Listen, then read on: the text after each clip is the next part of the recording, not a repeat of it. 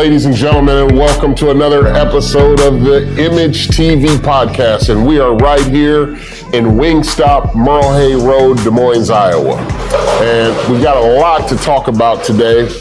Before we get started, we're going to go right back into where we left off at. We talk about Image for Lives, inmate movement against gang evolution, and the prison systems, and some of the things that go undetected in the prison systems. So we've talked about the 13th Amendment and how slavery was abolished except for in prison, and the type of effects that this has on our community.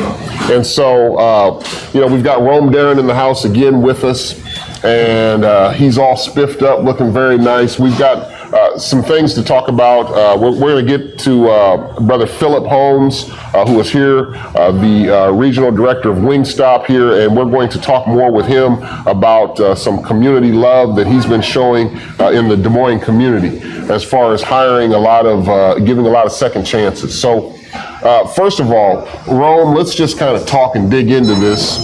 We talk about the 13th Amendment and how slavery was abolished except for in prison, and the effects that the prison mentality, the slave mentality still has in prison.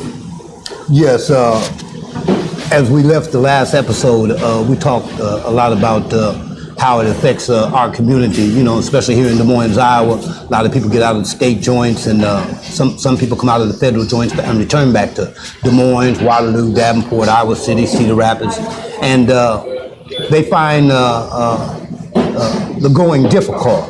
And it's usually based upon what happens to them while they're in prison. And we tried to touch on that a little the last time that we spoke, last episode. And the thing that I find to be most compelling as far as an impediment to the opportunities that individuals have coming up out of the prison system is that the job market, the opportunities within the job market have been somewhat limited. They usually come out, they'll get $12.50 an hour, $13 an hour, $13.50 an hour, and work long hours. But this is the same thing that they're working for in prison, but at a much lower wage. I think I spoke on a little bit during the last episode where I cited that most people in prison are working for 30, 40, 50 cents an hour, and it doesn't do anything to enhance their re-entry opportunities. And then our politicians and lawmakers tell us that people are sent to prison with these lengthy sentences so that they can be rehabilitated. But the concept of rehabilitation has to be tied to opportunities.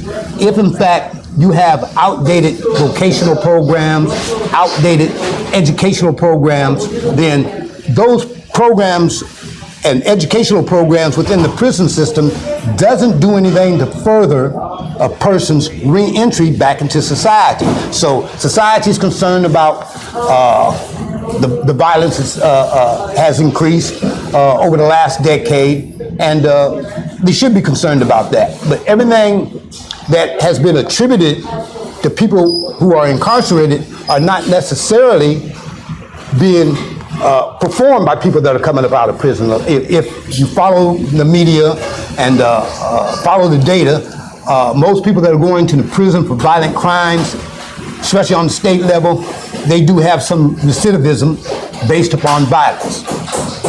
That's right. You want to interject? Yeah, I would like to interject real quick. So, and I just want to bring a little bit of the reminder and memory back to a lot of you that are tuned in right now. So we've been talking about how the whole government system, the police officers started out as slave catchers. And if you look at our police group, how they started off as slave catchers and how this has grown into an effect today in our government system, and how slavery was abolished except for in the penal system, and the effects that this is having. Now, a reminder that things that go on in prison are always hidden, they're always undisclosed. They are not open to the public, and this is all tied into that 13th Amendment, where that slavery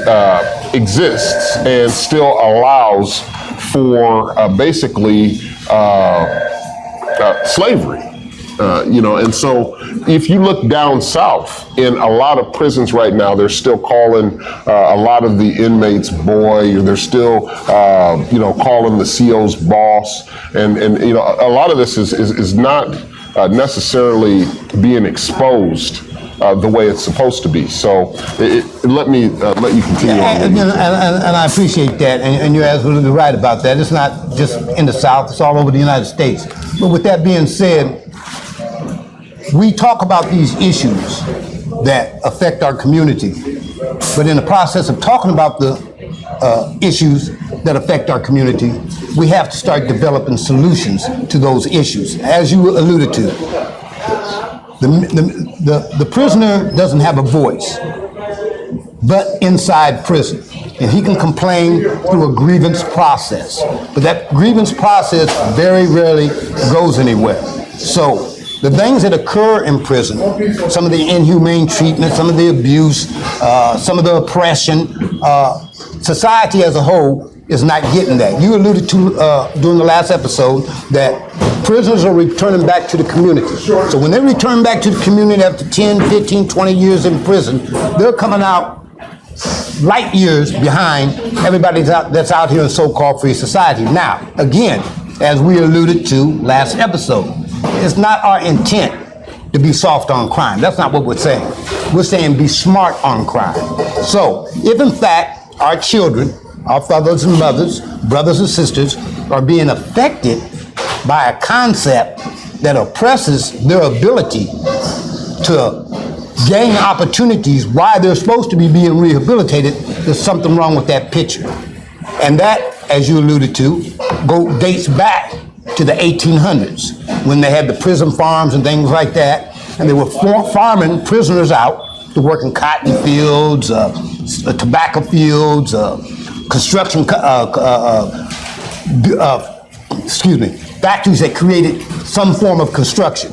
So coming out with pennies, trying to make it in the 21st century is a very difficult task. So our purpose and intent by providing the type of information that we provide is start getting the voter and the taxpayer to look at representatives who can come up with different alternatives. You know, when a person is sent into prison, he's not sent to prison to be slave to an ideal.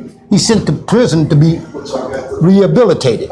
So we would hope through the information that's provided on Image for Lives and rcsnow.org that you take this information, glean from it what you will, and start questioning some of the people that can make the changes that need to be made as far as how our prison systems are ran.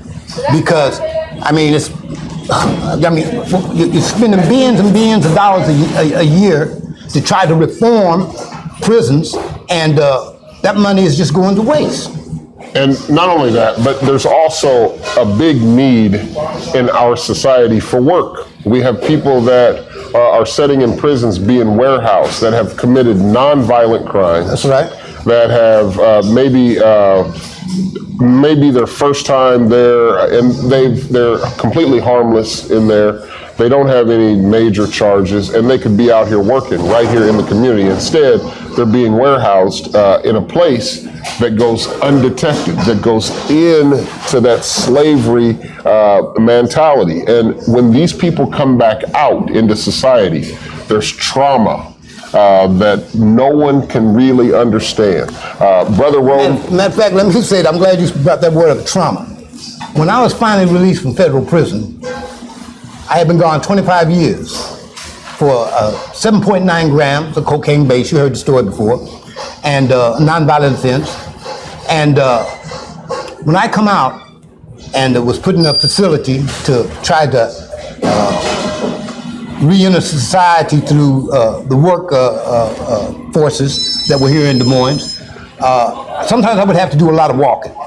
And every time I got to a bridge, I was fearful to walk over a bridge. Wow. Because I hadn't been over a bridge in 25 years. Every time I got in somebody's car, I thought a person that was driving the car was actually going to run into somebody else. That's how fearful I was. That's amazing. Yeah, I mean, that's amazing. It's a true story. I mean, this man did 25 years in prison for less than 2 grams of cocaine. 7.9 grams. But with that being 7.9 said, grams. Okay. with that being said, the story is not about me and what I've done in prison. I have evolved to a degree, and I've had a lot of good help. The 4-Image program has helped me. A lot of other good people in the community has helped me. I was born and raised here, so I know a lot of people. A lot of people have died off. But with that being said, what we're trying to communicate is we have to put in place an apparatus that does more for the individuals, male and female, that are returning to our communities. And the only way to downplay the violence that everybody in America is concerned about, all the hoopla surrounding everything else, people's attention are focused on other things. Gas prices, medication, rent, fair employment, justice here in America. Mental illness. All these are problems. A lot of those problems go inside of the prison system and come right back out here into so-called free society. What you have to remember is our prisons are failing our communities. And that's all by design. The narrative is always controlled by individuals who benefit from the incarceration rates here in America. Incarceration is a big business. Big business. So we don't want to get that twisted. But the Biden administration just got rid of the director of the BOP. They just hired a new director to take over that system. But that's a failing system. And most people don't know about prison. The only thing they know is when it's discussed through the media or it's discussed by a politician during election year. You don't never get the other side of it because, as you alluded to earlier, the prisoner doesn't get to voice his concerns. He's stunted. He's oppressed. She's stunted. She's oppressed. And so what we are trying to do is make sure that we are able to stop this cycle, this catastrophic cycle that's going on, that started with the 13th Amendment, which allows slavery to still go on in prison. Looking at the things that go undetected in prison, society is not able to hear about. There are people in there that are dying every day that don't get the type of medical treatment that they need. And most of us in society have no clue of this. 90% of the people that they're sending to prison are going to come out and be your neighbor someday. And if you want your community protected, then you have to get on board and get involved with what's going on. We all know that prison has become a monopoly and it's big money business. However, and again, if I may interject, we ain't saying about anything about being soft on crime. I mean, no, we've already said that. We're not saying that. We've already said that. I mean, if a person commits a crime and has done something wrong, it's a violent offense, I mean, who am I to say that he doesn't deserve or she doesn't deserve to be in prison? That's not what I'm saying. But if a person is committing a non-violent felony and we're putting them in prison at $35,000 a year for each prisoner, that person would better serve their community and their family by being compelled to be out here paying taxes and taking care of their family. So the taxpayers of our communities, the voters of our communities, don't have to foot that bill.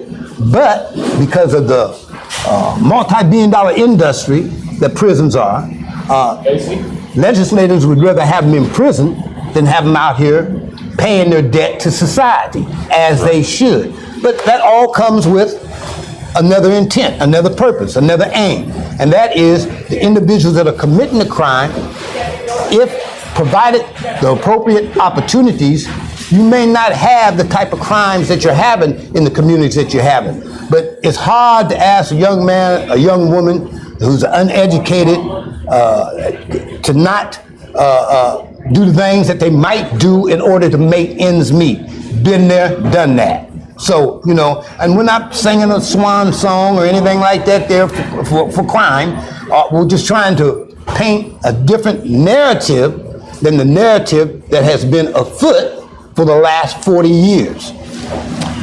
Ladies and gentlemen, you're tuned into the I.M.A.G.E TV podcast on YouTube, News Channel 13, News Channel 8. We thank you for all of your help. Marcus McIntosh, Rhea Spigner, all of those in the community, we want to say thank you for all the help that you've provided. We're going to speak with Philip Holmes. Let me get this shout out right quick.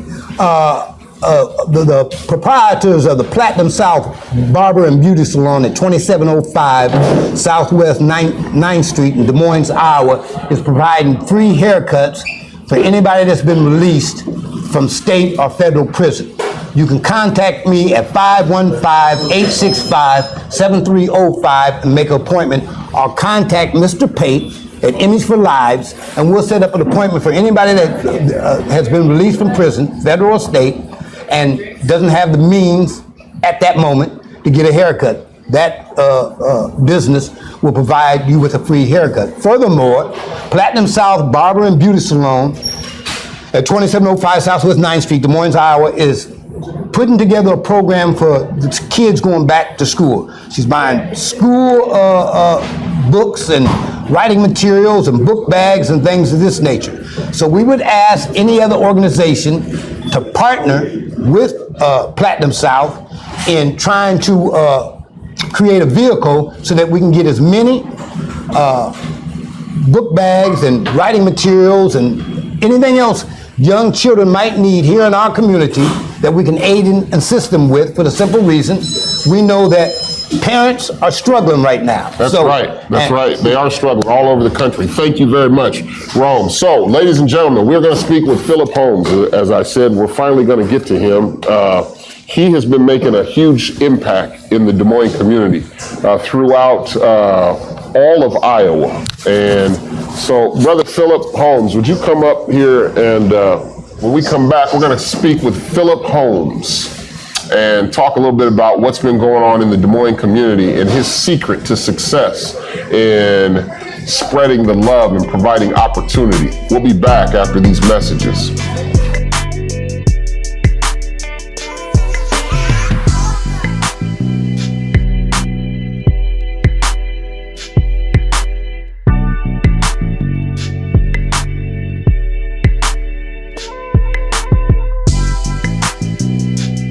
We're back, ladies and gentlemen. You're tuned in to the I.M.A.G.E TV podcast, News Channel 13, News Channel 8. We want to thank you for tuning in. And we've got my man, Philip Holmes. Philip Holmes has been the man with the master plan when it comes to hiring those coming out of prison, giving second chances, giving people that don't have jobs opportunities. Phil, man, I want to say thank you for all the work that you've been doing. Hey, it's a pleasure. All the way around. And thank you for the wings. Every time I come in here, I get wings. I order wings. I go from Southeast 14th location to the Ankeny location to the Des Moines. I show my support. Look, if this man wings ain't right, we got problems. Mr. Pate comes up in here, it's got all be drums, right? That's right. Well done. Louisiana rub, lightly seasoned. Come on now, lightly seasoned. I got to tell you, we're going to do quality control right now. Let me say something. Okay. Right? That's right. You're right on point. Okay. Now, Phil, tell us the secret to how you're able to keep business flowing, yet keep hiring and giving second chances and producing in this Des Moines community. You're a big part of the reproduction in this community. You know, I tell you, at the end of the day, it's all about giving opportunities to people who want the opportunity. It's my job to create the level of professional maturity within the ones that come that really want to work, so I can develop what we call as our culture, the 3 C's. Of course, first C is competence. It's my job to give the people the knowledge so they understand how to do the job. Now, if you're competent and knowledgeable about what you're doing, that makes you more confident. See, now you're confident in your competency of what you're performing as your job duties. And then the last C is being comfortable. I want you to be comfortable when you come to work. Matter of fact, when you see me walk through So the door. you're saying just as I'm comfortable and confident in eating these wings, that's how you train your employees. There you go, and look how good they are. See how it flows? They're good. That's it, right there. Keep going. Because I make you comfortable, so then therefore when I walk in the door, you don't go, oh my goodness, big guy's in the door, and you get all nervous and tense up. Instead, you're excited. See, because you are competent and confident in your job ability and description, so you're comfortable. Matter of fact, you wait for me to walk in the door so you can show up and show out. You want to see me walk in, boss, how you doing? Wait, boss, watch this one. Shaking the fries, behind the back, catch it in the container. For those of you that are looking for a job, for those of you that are looking for opportunity, this is the man right here. You can catch him at Wingstop on Merle Hay Road or on Southeast 14th. And remember, they've got your wings. Hey, that's right. We got your wings. Wangs, right? Wangs. That's right. You guys, we want to say thank you all for tuning in. We've had a great show. Brother Phil has done a great job in helping out with Image for Lives, sponsoring us. This has just been a great run, and we continue to keep the marathon going. That's it, brother. All day long. Come on. There you go. Right on. Beautiful. Good. I can go back to work now? Yeah. Thank you, bro. Yes, indeed. You see I'm still in here grinding, huh? Yeah.